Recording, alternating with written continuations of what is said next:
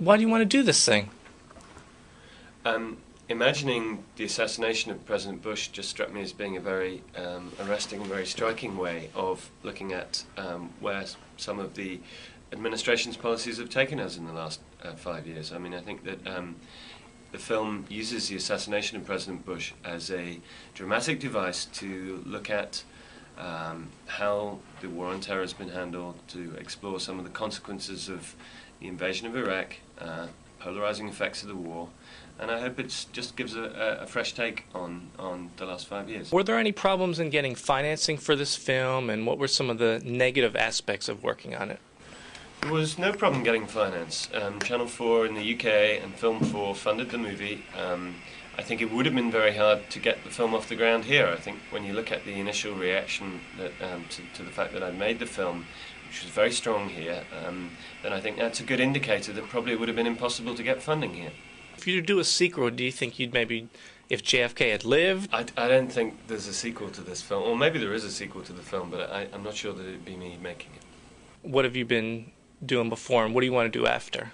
I made one other film in this kind of style, which was called The Day Britain Stopped, and it was about the sort of collapse of Britain's sort of transport system. And if you've ever travelled on public transport in Britain, you'll know that that's not too difficult to imagine. But the film was told in the same kind of style, and it struck me that it was quite a powerful way of telling a story. So what I wanted to do with this film was choose a set of characters around this event who were all accessible, who had dilemmas that we could understand, and weave the story of the investigation into this kind of. I think of the film as part sort of political thriller and part murder mystery. The film is fiction.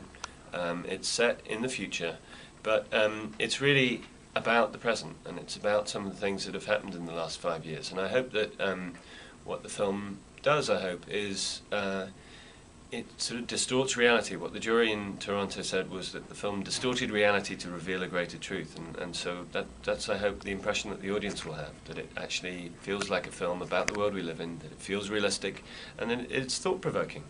It's certainly true that I think whenever there is a horrific event like this, there is a period of reflection and there's a period of introspection, and so there is a sense in which films like JFK obviously were an audacious piece of fiction. JFK examined the aftermath of an assassination in a very different way, in a highly fictional way, but it was still a compelling whodunit. And I think that this film, I hope, is told in a very different style. It's told in the style of a conventional documentary, but I hope I hope it's engaging because of that. I hope it's I hope it feels like an unusual experience watching the film. Cool. Yeah, it was. Thanks a lot. Good. My name is davidjr.com.